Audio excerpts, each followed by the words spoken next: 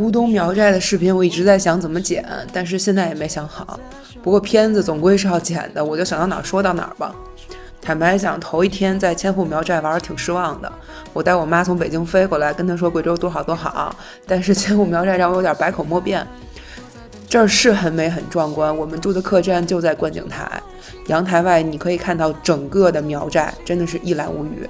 但是这不是我心中贵州的样子。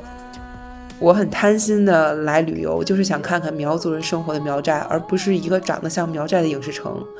我挺喜欢旅拍的，但是我不想我的旅行只有旅拍。我是想吃点当地新鲜的瓜果蔬菜的，不是说想吃这些吃不出本来味道的腊肉腊肠。就这种贪心我不知道怎么表述，不过你们应该能懂吧。所以第二天我们并不想在苗寨再多待一晚了，就打算去榕江。不过路上好像有一个叫乌东的苗寨会路过，所以我们打算去碰碰运气。乌东苗寨这个地方其实本来游客就不多，所以11过后很多地方都已经关门了。我们在寨子里走了一圈，人迹罕至，只有我跟我妈2个人。但是寨子外面还有一家客栈还开着门，我们是那天唯一的客人。时间还早，老板娘说可以摘点野栗子、野猕猴桃吃吃，但是山路有点难走。我跟我妈当然是不知者不畏了，就立马跟上去了。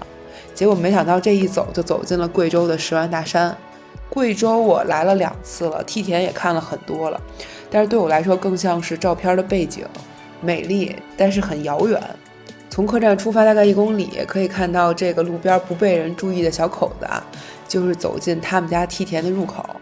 沿着这条弯弯曲曲的小路往下走，我们就真真实实的走进了贵州的梯田。不是景区里修葺好的那种观赏田，也不是电视里看见的纪录片，就是一片一片真真实实的梯田。它不太规整，也不必规整，因为山什么样梯田就什么样。我们去的时候梯田已经收割完了，里面没什么水稻，但是稻花鱼特别活跃，经常可以跃出水面来。我们晚上也吃了稻花鱼，巨好吃，单独有视频啊。这个梯田也不是说只种水稻，这一片有毛辣果，那一小片是茶叶，这块有点南瓜吧，那块有点丝瓜吧。